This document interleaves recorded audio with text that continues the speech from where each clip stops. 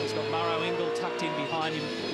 And it's been this kind of day, Crompo, where everybody's just trying to get a handle on everything because it is so new, but it's been rapid fire. It's been practice after practice after practice. Nobody's had a chance to sit down and think about what's really happening out there. Got a lot to do in a very little time.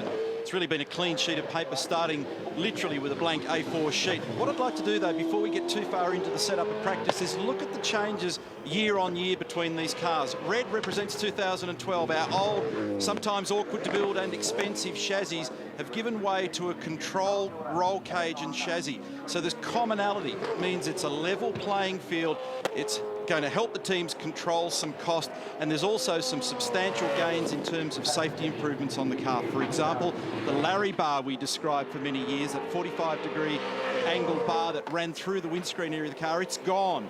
So we've recovered the rigidity in the cars in other ways. The engines have moved rearward. They're a racier car. They're much more like a sports sedan in terms of the way they've been built, a real racing car.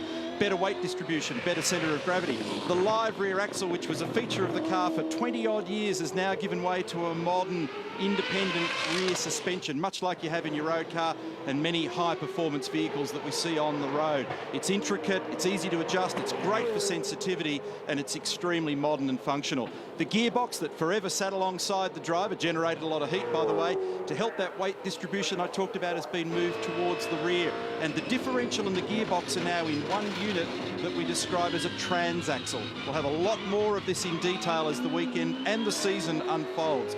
Forever, Australia's been isolated with a 17-inch rim in our racing world in V8 Supercar, and it's made it difficult for tyre suppliers and brakes and what have you.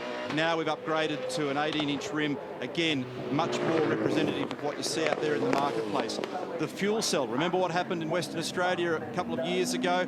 A big improvement of safety here. The fuel cell is now a control item. It's gone forward of the rear axle line, just behind the driver, just in front of the rear axle assembly on the car, and that's again much better in terms of safety, and it also makes a big difference with weight distribution and improving the way in which the car is balanced.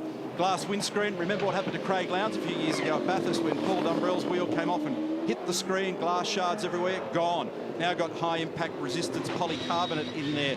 Now we've also got a lot of other little technical changes beneath the skin as well. The engine control unit, wiring loom and data logging in the car. So we'll expand on this as the weekend unfolds as well. Collapsible steering column, just like you've got in your road car, means improved and enhanced driver safety. Also much greater protection around the driver in terms of side impact as well, and you can see that carbon panel on the right-hand side of the driver there. That's on both sides of the car.